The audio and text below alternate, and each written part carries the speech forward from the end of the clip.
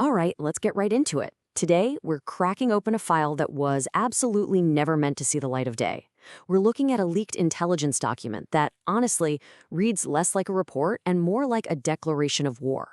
It's known as the Iron Circle dossier. And the very first thing you need to get your head around, a point the document makes right from the jump, is this is not fiction. It's presented as a real-world artifact, a case file that feels like it was literally ripped from a secure server. And that's what makes this thing so compelling. We're not getting some summary written by an analyst after the fact.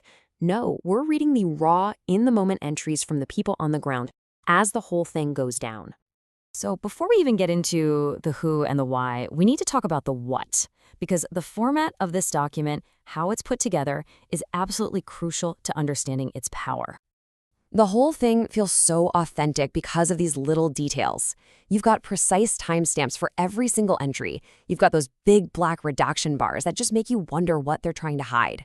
There are satellite photos, even handwritten notes scribbled in the margins by the team leader. It's all designed to make you feel like you're reading something you definitely shouldn't be. So, what is this all about? The dossier kicks off with the operations codename, Red Sunrise Purge.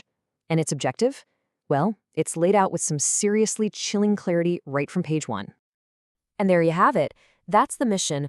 In its simplest, most brutal terms, they have a 72-hour window, 3 days, to eliminate every single person who poses a threat to this massive piece of sacred land.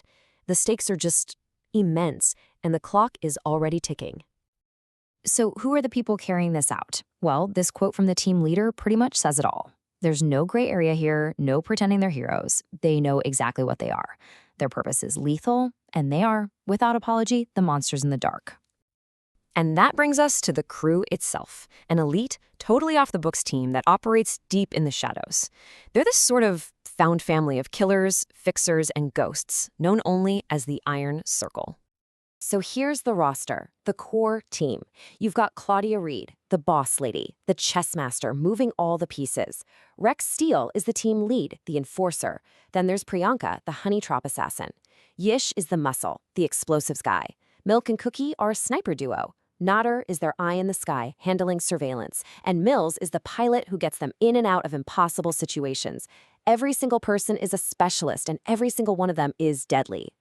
Now, to give you an instant picture of these people, get this.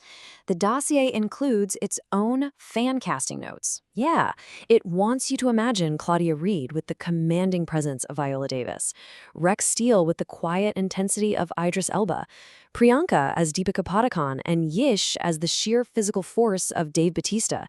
It's a really clever way to immediately get who these characters are.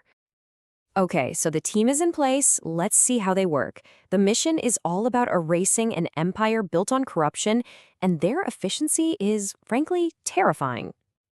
Just look at this timeline. The mission briefing happens in Queens, New York. Not even 48 hours later, a U.S. senator is taken out in Wyoming. By hour 69, another major target is gone, this time in Manhattan. And just 2 hours after that, the final key player is neutralized in South Dakota. We're talking 3 major hits across the entire country in less than 3 days. The speed is just breathtaking. But why? What are they fighting over? Why are they eliminating these incredibly powerful people with such ruthless precision? Well, the dossier makes it clear. It all comes down to three impossible prizes, all located on that sacred land. First up, the oil. And we're not talking about some small find here. The dossier is specific. A 1 trillion-barrel reservoir. That's an ocean of black gold that could completely shift the global economy, just sitting there, dormant, under protected ground. The second prize is where things start to get a little sci-fi. It's a piece of speculative tech called Movidar, a self-regenerating battery fluid. The dossier describes it as a holy grail for things like crypto mining, something that could provide a theoretically infinite source of energy, completely off the grid. To put that into perspective, the black market value for this Movidar, according to the file, is $42 million per liter.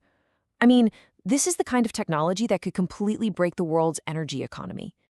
And then there's the last one, the most exotic, the most dangerous asset of them all. It's a compound with a codename you won't forget, X-ray Kool-Aid. What does it do? It gives the user exactly 9 minutes of telepathy and the ability to see through solid objects. It's godlike power that comes with an absolute, non-negotiable price. After those 9 minutes, you die. Period. So what's the price for 9 minutes of being a god? $400 million. For a single dose. These are the stakes we're talking about. A new energy source that basically rewrites physics, and a drug that completely redefines intelligence gathering. So how does a story like this end? Well, the end of the dossier isn't really a conclusion. It's more like a statement of purpose and a final, chilling set of instructions. This is the central question the entire dossier leaves you with. It forces you to think about what happens when a power like the Iron Circle, totally unaccountable, completely invisible, and absolutely lethal, decides for themselves what justice looks like. What does that world look like? And the file just ends with this, a final haunting sign-off that says everything you need to know. It's a statement of unbreakable loyalty, a warning of total secrecy, and an instruction that feels less like a suggestion and more like a direct order. It leaves you with this chilling feeling that this story isn't over, it's just gone back into the shadows.